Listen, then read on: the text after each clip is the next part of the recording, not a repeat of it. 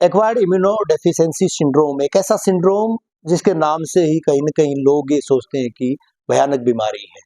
स्वास्थ्य विभाग, प्रदेश की बात करें, जिले की बात करें या फिर केंद्र सरकार के स्वास्थ्य मंत्रालय की बात करें, लगातार आईसी एक्टिविटी चलाई जाती है। इसके बावजूद स्थिति जो है वो भयावह होती जा रही है। भिवानी की एड्स की नोडल अधिकारी और डिप्टी सिविल सर्जन और यूँ कहिएगा कि एक्सपर्ट्स हैं एड्स जैसे मामलों को लेकर लोगों की काउंसलिंग करने में। डॉक्टर सुमन विश्वकर्मा जी हमारे साथ, उनसे बात करेंगे। डॉक्टर साहब, स्थिति की बात करें, देश की स्थिति क्या है? जिलावार अगर मैं बात करूँ, इस भिवानी जिले की स्थिति क्या है, प्रदेश की स्थिति क्या है, हम कहाँ खड़े हैं एड्स के मामले में?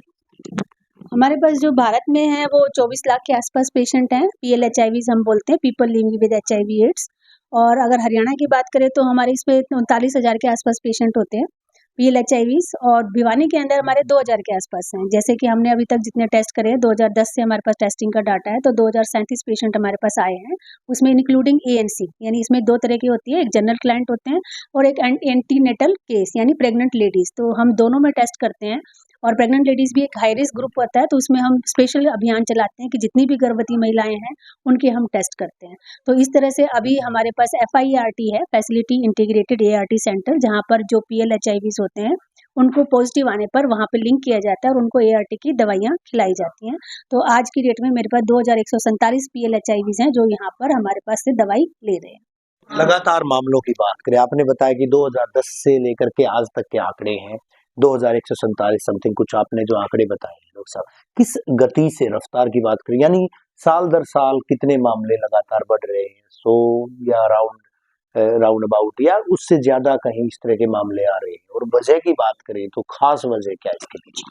हमारे पास जो डाटा है उसमें हमारे पास हर साल में 100 से 150 के बीच में ही पॉजिटिव आते हैं। तो हमारा ऐसा नहीं कह सकते कि बहुत ज़्यादा बढ़ गया है, इतना ही फिगर है जो हमारे पास है।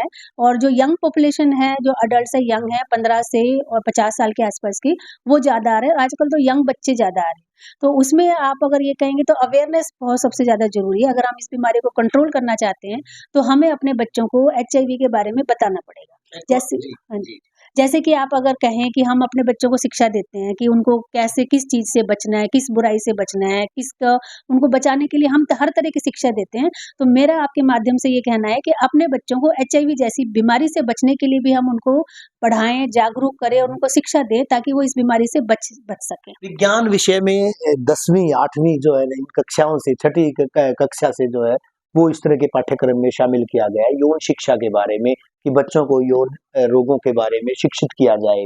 बावजूद इसके वो चैप्टर जो है वो उसको कहीं न कहीं नेग्लेक्ट कर दिया जाता है। आपको नहीं लगता कि बच्चों को उसके अंदर जो जाकर के वो तमाम चीज़ें बताई जानी चाहिए? हालाँकि संस्कारों की बात कही जाती है, मर्यादा की बात कही जाती है, लेकिन बीमारी के बारे में अवेयर करने के पीछे महज़ 2 रीज़न बताए जाते हैं कि नीडल से होता है, या जो जिस तरह से जो ट्रांसफॉर्मेशन होता है कि जो सुई की वजह से जो है ये विषाक्त, जो इस तरह का जो इन्फेक्टेड सुई जो है उसकी वजह से कहीं न कहीं अगर उसके संपर्क में आते हैं, लेकिन दूसरे जो कारण है उनके बारे में नहीं बताया जाता। डॉक्टर साहब, आपको नहीं लगता कि वो तमाम चीज़ें भी बच्चों को, खासकर 10वीं 12वीं के बच्चों को ये चीज़ें बताई जानी चाहिए? हाँ जी, आपके इसी मैं बताना चाहूँगी कि जैसे आपने देखा होगा कोविड आया था, वो 2019 में आया था, लेकिन उसपे हमने 4 साल में पूरा प्रॉपर्ली कंट्रोल कर लिया। क्यों? क्योंकि उसमें हर एक लेवल पे उसमें बात की गई थी कोरोना के। बच्चे को पता था कि अगर हमने कोरोना से बचना है तो 6 फीट की दूरी, मास्क लगाना, मुँह पे कपड़ा रखना, और हमने हाथों को बार-बार धोना है, सैनिटाइज़ करना है। तो ये हमने हर एक मीडिया से, हर एक बच्चे ने, कम्युनिटी में सभी वर्गों के लोगों ने इसके बारे में जागरूक किया। तो हमने इस पे कंट्रोल कर लिया। लेकिन HIV जो हमारे पास 89 से है इसमें, उस पे हम अभी तक कंट्रोल नहीं कर पाए, क्योंकि हम इसके बारे में बात नहीं करते। तो मेरा ये कहना है कि हम हर मीडियम में, हर लेवल पे हम बात करें, और जो हमारा प्रोग्राम है इसमें भी हमारा ये है कि मेन स्ट्रीमिंग, हम सभी विभागों के साथ मिलकर हम इसकी जागरूकता करते हैं, सभी विभागों को इन्वॉल्व भी करते हैं, और सभी प्रोग्राम्स में, सभी इसमें हम अवेयरनेस करते हैं। आपके प्रोग्राम के माध्यम से जैसे कि हमने आंगनवाड़ी वर्कर्स को भी ट्रेनिंग दी है।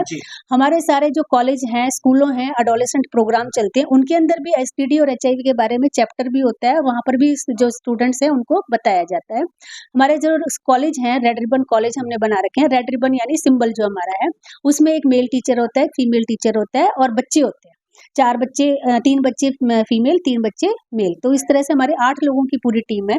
उसमें भी जो रेड रिबन के जो बच्चे हैं उनको डिस्ट्रिक्ट लेवल पे ट्रेनिंग दी जाती है एचआईवी के बारे में, और उनको हमने पैसा देती है सरकार, उसमें पैसे से बच्चों को गतिविधियों के माध्यम से वो बच्चे जो इन्फॉर्मेशन है आगे बच्चों में ट्रांसमिट करते हैं। तो इस तरह से हम पूरा एक नेटवर्क है जिसमें हम लोगों को जागरूक करते हैं कि इस बीमारी से कैसे बचना है, और इस कार्यक्रम में जितना अवेयरनेस एक्टिविटीज पे मतलब हम की जाती हैं उतना और किसी भी प्रोग्राम में नहीं है। आप इसमें देख लीजिए, जैसे अब कल वर्ल्ड एड्स डे है, हम 1 दिसंबर को हर साल मनाते हैं।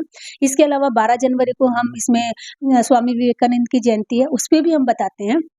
हमारे 26 जून को जो आता है डी एडिक्शन डे है, उस पे भी हम, क्योंकि उसमें इंजेक्शन और नीडल से जैसे एचआईवी फैलता है, तो उसमें भी हम बच्चों को नशा विरोधी अभियान में शामिल करने के लिए बच्चों को जागरूक करते हैं। तो ये ऐसा नहीं है कि सिर्फ एक ही दिन एक्टिविटी है, थ्रू आउट ईयर हमारा इसमें अभियान चलता है, और सभी प्रोग्राम को आप अगर इसमें जो हमारा जस्टिस डिपार्टमेंट है उसमें भी हमने इन्वॉल्व किया है, उनको भी हमने कहा है कि आप जागरूकता अभियान चलाएं। तो कोई ऐसा डिपार्टमेंट नहीं है जिसमें ये एक्टिविटीज ना चले। टूरिज्म डिपार्टमेंट को भी हमने इन्वॉल्व किया, ट्रक यूनियन में हम कैंपेन करते हैं। आप ये देखिएगा बस स्टैंड के ऊपर भी हमारी वो आईईसी चलती है, एक वीडियो क्लिप चलती है जिसके माध्यम से हम जागरूक करते हैं। तो इसमें जो हमारा इसकी जानकारी ही इसका बचाव है, तो इसकी जितनी बात हम करेंगे, लोगों को जागरूक करेंगे, हम इस बीमारी से उतना ही काबू पा सकेंगे। और अब जो हमारा इंसिडेंस है ना न्यू इन्फेक्शन का, वो भी हमारा कम हो गया, तो वो इसीलिए है कि हम इसकी जागरूक करते हैं। असुरक्षित यौन संबंधों की बात कहीं नहीं की जाती है, नीडल की बात की जाती है। किन किन तरीकों से ये फैलता है डॉक्टर साहब? तमाम जो दर्शक, तमाम लोग जो ये बात जानना चाहते हैं आपकी मार्फत कि जो जरिया है और ये जो वायरस है, ये कैसे जो है किस तरह से इसको डिटेक्ट किया जाता है?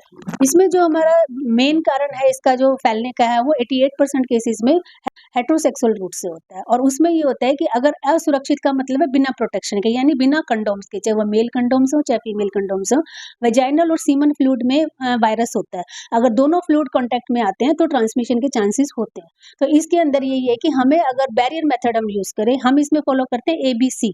ए है एब्सटेंस, जैसे हम कहते थे ना बच्चे ब्रह्मचर्य व्रत का पालन करें जब हम स्टूडेंट्स हैं, तो उसमें उसका पालन करें। Be faithful to your partner, and see है कंसिस्टेंट यूज ऑफ कंडोम्स। तो एक तो ये कि हमें जो ये होता है कि हम अपने पार्टनर के प्रति वफादार रहें, और हम मल्टीपल सेक्स पार्टनर्स ना करें। तो इन चीजों से बच के ही हम इस बीमारी के बारे में, क्योंकि आपने देखा 88% ट्रांसमिशन इससे होता है। बाकी तो हम लोग और जो हमारे कारण हैं जैसे ब्लड ट्रांसफ्यूजन है, उस पे हम कंट्रोल कर सकते हैं, क्योंकि हमने अब लाइसेंस्ड ब्लड बैंक खोल लिए। हम जो ब्लड देते हैं वो ब्लड को हम पहले स्क्रीनिंग करते हैं, एचआईवी का टेस्टिंग करते हैं, नेगेटिव नॉन रिएक्टिव होता है तभी हम उसको ट्रांसफ्यूजन के लिए देते हैं। तो ये तो हम कर सकते हैं, लेकिन एचआईवी से जो हेटेरोसेक्सुअल रूट से है, उससे बचने के लिए तो जागरूकता ही एक उपाय है। नीडल की बात आती थी पहले, जो है कि नीडल से जो है वो सिरिंज से तमाम इंजेक्शन वगैरह करते थे, इंजेक्ट करते थे, लेकिन अब उसको भी चेंज कर दिया गया, तो उससे भी जाहिर तौर पर नगण्य ना के बराबर जो है इस तरह के मामले सामने आ सकते हैं। हाँ जी, जो हमारा निडल से है उसमें थोड़ा-सा इंक्रीज़ हुआ है, वो इसलिए हुआ है कि जो नशा करने वाले बच्चे हैं, वो आपस में निडल शेयरिंग करते हैं। अदरवाइज़ आपने देखा होगा स्वास्थ्य विभाग के जो जितने भी प्रोग्राम्स हैं, इम्यूनाइज़ेशन है, उसमें आप डिस्पोजेबल निडल और सिरिंजेस यूज़ करते हैं। आप अगर इम्यूनाइज़ेशन करते हैं, आप अगर ट्रीटमेंट लेते हैं, इंजेक्शन लेते हैं, आईवी फ्लूइड लेते हैं, तो उसमें आपका हमेशा डिस्पोजेबल निडल और सिरिंजेस का ही इस्तेमाल होता है। लेकिन जो नशे वाले बच्चे हैं, जो नशा करते हैं, वो आपस में निडल शेयरिंग करते हैं, और निडल के साथ-साथ ये हेपेटाइटिस, एचआईवी वाली जैसी बीमारियों को भी शेयर करते हैं। तो उससे भी रोकने के लिए हम नशा मुक्ति अभियान चलाते हैं बच्चों को। हमारे डी एडिक्शन सेंटर खुले हुए हैं, और हमारे ओएसडी सेंटर भी खुले हुए हैं, जिसके अंदर हम इंजेक्शन की जगह ओरल सब्स्टिट्यूशन थेरेपी देते हैं, ताकि उनको जो एचआईवी जैसी संक्रमण से बचाया जा सके। जाहिर तौर पर एचआईवी जैसे संक्रमण से बचाया जा सकता है। टीबी जो है वो भी कहीं न कहीं इसके रूप में आती है कि जो टीबी के पेशेंट है, इम्यूनिटी जब जाहिर तौर पर वीक होगी तो निश्चित तौर पर टीबी सरी की बीमारियां अगर करती हैं, और मृत्यु दर जो है उसकी वजह से कहीं न कहीं मृत्यु के चांसेस ज़्यादा बढ़ जाते हैं। डॉक्टर साहब, एक बार अगर किसी में इस तरह का जो वायरस आता है, तो कितने साल तक वो सर्वाइव कर पाता है? दवाएँ कितनी कारगर साबित होती हैं? क्योंकि बाई चांस अगर किसी वजह से वो वायरस आया है, तो उसको कैसे रोका जा सकता है? क्या कोई ऐसा, क्योंकि लगातार भ्रांतियाँ हैं कि ये तमाम बीमारी अब आजकल क्योरेबल है, तो क्या कहेंगे इसको? इसमें ये कि एचआईवी अगर एक बार संक्रमण हो गया तो जो वायरस है वो थ्रू आउट लाइफ बॉडी के अंदर रहता है, लेकिन जो एआरटी की दवाइयाँ हम खेते हैं तो आज हमारी जो है टेस्ट एंड ट्रीट पॉलिसी है। अगर टेस्ट में पॉजिटिव आता है तो हम उसकी एआरटी की दवाइयाँ शुरू कर देते हैं तुरंत। तो उसमें दवाइयाँ उसको लगातार खाए, नॉर्मल लगातार अपना नियम के अनुसार खाता है बिना कोई ब्रेक करे, तो उसकी क्वालिटी ऑफ लाइफ बेटर हो जाती है और वो नॉर्मल लाइफ जी सकता है जैसे कि आम व्यक्ति जीता है। लेकिन अगर कोई व्यक्ति अपना टेस्ट ही ना कराए और वो रिएक्टिव रहे तो उसकी इम्यूनिटी धीरे-धीरे कमज़ोर हो जाती है और उसको बाकी जो बीमारियाँ हैं अपॉर्चुनिस्टिक इन्फेक्शन और वो घेर लेते हैं, जैसे कि TB. TB most common opportunistic infection है पीएलएचआईवीज़ में, और जो 25% मोर्टेलिटी होती है पीएलएचआईवी में वो टीबी के कारण होती है। तो इसीलिए हम जो टीबी के प्रोग्राम में भी जितने भी टीबी के मरीज़ हैं उनका हम एचआईवी का टेस्ट कराते हैं, और जितने भी एचआईवी के पेशेंट हैं उनके लिए भी टीबी की स्क्रीनिंग करते हैं कि अगर उनको टीबी है तो दोनों बीमारियों का इलाज साथ में शुरू हो और उनको बचाया जा सके। जी, आंकड़े हैं, आंकड़ों की हकीकत की हमने बात की है कि हरियाणा में इतने हैं, भिवानी में इतने हैं। ये तो कागजी जो है बातें हैं, कागजों में ये चीजें हैं। ऐसे भी पेशेंट्स होंगे, माना जा सकता है डॉक्टर साहब आपका लंबा चौड़ा तजुर्बा है इस विषय पर, कि बहुत सारे लोग जो है संकोच करते हैं, टेस्ट नहीं करवाते, टेस्ट करवाने के बाद भी जो है वो आइडेंटिटी पहचान छुपाते हैं, बीमारी छिपाते हैं। ऐसा आंकड़ा भी बहुत ज्यादा होगा, शायद इससे ज्यादा जो है दोगुना होगा। हाँ, ये आप देखिए कि इसमें जिसमें हाई रिस्क बिहेवियर जिसका होता है, वो तो उसको कहीं न कहीं पता होता है कि जागरूकता अब इतनी है, तो लोग आके टेस्ट करा लेते हैं। लेकिन बहुत सारे लोग ऐसे होते हैं जिनका हाई रिस्क बिहेवियर भी होता है, लेकिन वो अज्ञानता की वजह से टेस्ट नहीं कराते, तो उनका स्टेटस पता ही नहीं लगता, क्योंकि वो नॉर्मल लाइफ जीते हैं। जब तक उसकी इम्यूनिटी कम नहीं होगी, उसको साइन एंड सिम्पटम्स नहीं आएँगे, उसको तकलीफ नहीं होगी, तो वो सोचेगा कि मैं ठीक हूँ। तो अगर हाई रिस्क बिहेवियर है, तो आप अपना टेस्ट ज़रूर कराएँ। अपना नो ये होता है ना कि हमें अपना स्टेटस पता है। तो मैं सभी आपके माध्यम से सभी को ये कहना चाहूँगी कि अपना टेस्ट करें, नो देयर स्टेटस कि वेदर दे आर पॉजिटिव और नॉन रिएक्टिव और रिएक्टिव, और इफ रिएक्टिव है तो अपनी दवाइयाँ लें, और नॉन रिएक्टिव है तो जो अपनी सेफ्टी प्रिकॉशंस रखें और अपना बिहेवियर ठीक रखें और अपने हाई रिस्क बिहेवियर से बचें।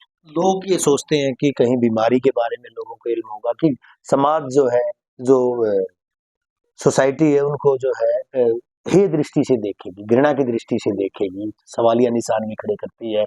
ऐसे में लोगों की पहचान भी छिपी रहे, क्या विभाग के द्वारा कोई इस तरह की कवायद भी शुरू की गई है? काउंसलिंग की बात करें या फिर दूसरे तमाम जरियों की बात करें, कि लोग जो है अगर पता चलता है तो कोई ऐसा जरिया भी है?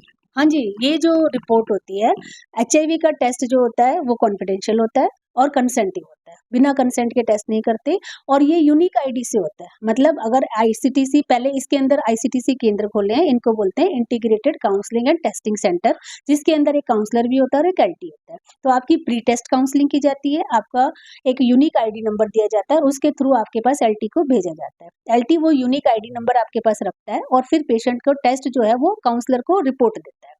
रिपोर्ट के बाद काउंसलर जो है उसकी पोस्ट टेस्ट काउंसलिंग करता है, और अगर वो नॉन रिएक्टिव है तो उसको सावधानियां बताई जाती हैं, और अगर वो रिएक्टिव है तो भी उसको बताया जाता है, इसी काउंसलिंग की जाती है और उसको एआरटी सेंटर में एआरटी की दवाइयों के लिए भेजा जाता है। तो उसमें ऐसा है कि कॉन्फिडेंशियल है, कॉन्फिडेंशियल रखी जाती है रिपोर्ट। अगर कोई मामला चाहे कि भाई फैमिली मेंबर है तो उसको रिपोर्ट नहीं दी जाती, किसी को नहीं दी जाती, एक्सेप्ट फॉर जो हेल्थ प्रोफेशनल है, जो कि उसका ट्रीटिंग फिजिशियन है, उसको रिपोर्ट वो दे सकता है और एक पार्टनर को दे सकता है। ऐसे मरीजों की क्या ट्रैकिंग भी की जाती है जो आपके एनरोल होते हैं या जिनका पता चलता है डॉक्टर साहब? जो हमारे पास एनरोल होते हैं, हमारा ये ट्रैकिंग होती है कि हम उनको एआरटी की दवाइयों पे लेके आए। तो हम पेशेंट को फॉलो करते हैं कि वो एआरटी की दवाइयाँ खा ले। कई बार क्या होता है, पेशेंट अगर हमारे को फ़ोन नंबर सही नहीं दे के जाता, तो वो ट्रैक नहीं हो पाता।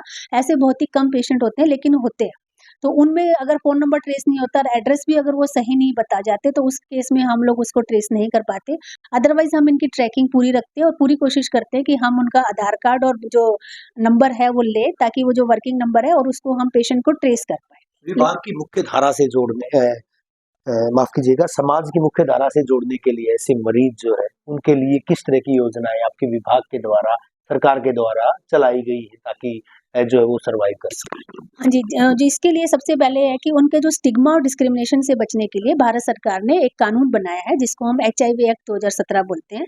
इस कानून के अंतर्गत उनके साथ कोई भी किसी भी तरीके का बोलने, उठने, व्यवहार से, सांकेतिक या लिखने से किसी तरीके का कोई स्टिग्मा डिस्क्रिमिनेशन नहीं किया जा सकता। उसके लिए सरकार ने कानून में सजा का भी प्रावधान है, फाइनेंशियल भी उसको पनिशमेंट हो सकती है। एक तो ये हो गया, और दूसरे सभी डिपार्टमेंट्स में कंप्लेंट ऑफिसर बनाए गए हैं कि अगर किसी किसी के ऊपर एचआईवी से संबंधित कोई स्टिग्मा डिस्क्रिमिनेशन किया जाता है तो वो कंप्लेंट ऑफिसर को अपनी कंप्लेंट दर्ज करा सकता है और कंप्लेंट ऑफिसर उस पर इंक्वायरी करता है। अगर उसमें गलती पाई जाती है तो उसके खिलाफ एफआईआर भी की जा सकती है। तो इस तरह से उनके हितों को भी सरकार के द्वारा वो सुरक्षित रखा गया है। सुविधाओं की बात करें ऐसे बड़े सुविधाओं में हमारे पास जैसे जांच और इलाज की सुविधा फ्री में है और हरियाणा सरकार के द्वारा उनको एक पेंशन भी दी गई है, जिसमें जो गरीब परिवार हैं जिनकी इनकम 1.8 से कम है और हरियाणा के निवासी हैं, उनको, और एक तीसरी कंडीशन कि वो दवाई नियमित खा रहे हैं। ये 3 कंडीशन अगर पूरी करते हैं तो हम पीएलएचआईवी को 2250 रुपए पर मंथ की पेंशन भी हरियाणा सरकार के द्वारा दी जाती है।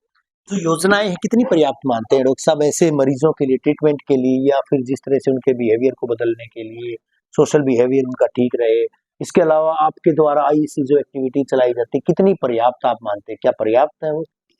हम अपनी तरफ से पूरी कोशिश कर रहे हैं। सिर्फ मेरा ये कहने का मतलब है कि सिर्फ एक स्वास्थ्य विभाग अगर अकेला चाहे कि मैं सारी बीमारी को कंट्रोल करूं तो वो नहीं कर सकता। जैसे कि कोरोना में सभी ने मिलकर काम किया था, मेरी आपसे गुजारिश है कि सभी इसके खिलाफ आगे आए। प्रिंट, इलेक्ट्रॉनिक मीडिया, हमारे समाज के जो गणमान्य व्यक्ति हैं, स्कूल के बच्चे हैं, स्कूल के टीचर्स हैं, जितने भी हैं, जैसे फैक्ट्री वर्कर्स हैं, ट्रक यूनियंस हैं, जो कि हाई रिस्क हैं, घर से दूर जाते हैं, तो सभी को इतनी समझ नहीं है।